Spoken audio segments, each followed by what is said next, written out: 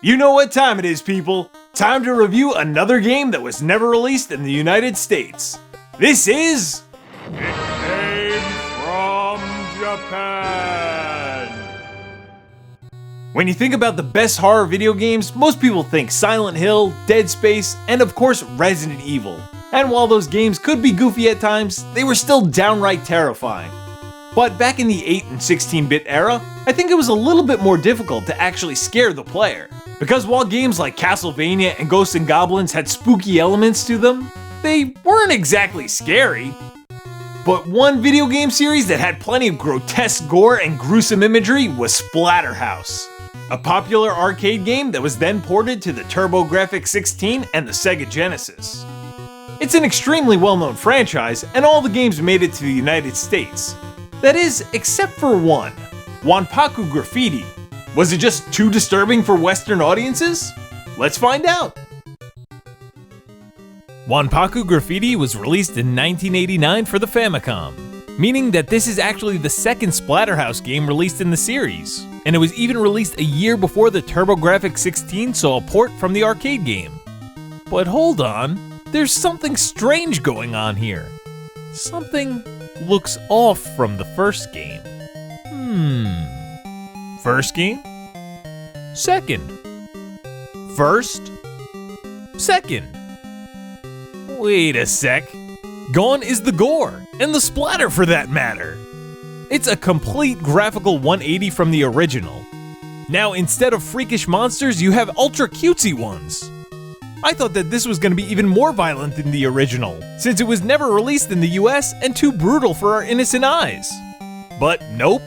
Wanpaku Graffiti is a super deformed chibi version of Splatterhouse. And I can't say that I hate it. In fact, I find the graphics to be charming and one of the best things about the game. The story, however, is probably one you've heard millions of times. Somebody's girlfriend gets kidnapped, and you gotta rescue her. Our main man, Rick Taylor, he's dead. And his pink girlfriend, Jennifer, is in tears at his grave. But a well-timed lightning bolt reanimates our hero, and the two lovebirds are reunited. That is until a pumpkin man swoops in and grabs Jennifer, and now it's time for Rick and the terror mask on his face to save her.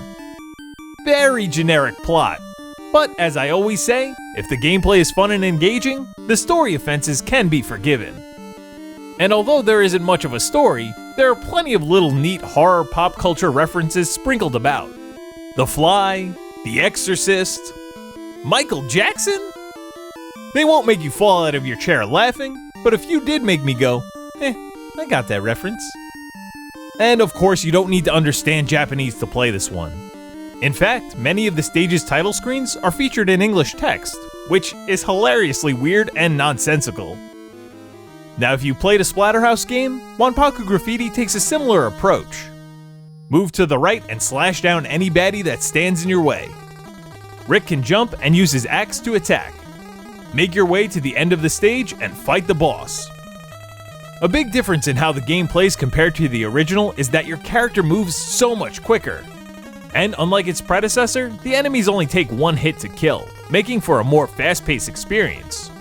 It's ultra satisfying flying past waves of enemies, cutting them to pieces.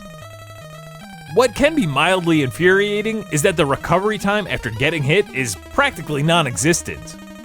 Usually when you get hit in a game, you get a moment of invincibility before another enemy can hit you. Not so much here. If you get caught in a corner, multiple hits can drop your health bar so fast your head will be spinning. It can be super annoying. What can help you get more health is that there's a leveling system. In the upper left corner of the screen there's a number, and if you kill that many bad guys, your health bar will increase. In the original, you could pick up other weapons like a plank of wood or a wrench, and you had some other attacks like a dropkick. Here you're limited to your axe, but you can find the shotgun with 10 rounds of ammo. This will destroy most enemies on the screen with one shot. The gameplay is a bit bare bones, but it's still entertaining and the boss fights do have some challenge. There isn't too much platforming necessary, and if there was, falling has little consequence. You just immediately respawn with minimal damage. If you do find yourself dying, you have 4 continues, and if you lose all 4, there's a generous password system. That'll bring you right back to the start of your last level. I found the game to be a bit on the easier side, and there are only 7 levels and 2 secret areas to boot. Not only is it easy, but I finished the game in about an hour, though it was a nice pick up and play experience. As I said earlier, the graphics are fantastic for the Famicom. The character sprites are big and expressive, and there's some really cool enemy designs, like the hanging guy, satanic goat, and the sharks. The draw to the original Splatterhouse is the creepiness and disturbing nature of the game, but that's not here. Instead, you get these zany enemies backed by amusing gameplay, and that's great too. The same can be said for the soundtrack. Splatterhouse's soundtrack is unsettling, but Wanpaku Graffiti sounds are solid in their own way, kind of like a creepy carnival. And while not something I would listen to outside the game, it suits the style wonderfully. If you didn't know this was associated with the series, you would have no idea. It feels so disconnected from the other games, but Wanpaku Graffiti leaves you with a feeling that's more like a funhouse rather than a splatterhouse. And that's not bad at all. Wanpaku Graffiti is an oddity in an already very odd video game series. It's super cute and a fun, albeit short playthrough. Now, a game's length doesn't affect if it's good or not. Hell, I love Contra and I could beat that in 20 minutes. So I'd say Wanpaku Graffiti is definitely worth giving a shot, and you should play it any way you can. Have any of you guys tried Wanpaku Graffiti? What do you think? Let me know down in the comments below. And if you disagree with my review, that's okay, because remember, it's all fun and games. Thanks for watching, everyone. If you liked that video, why not check out my review of Mechstermination Force for the Nintendo Switch?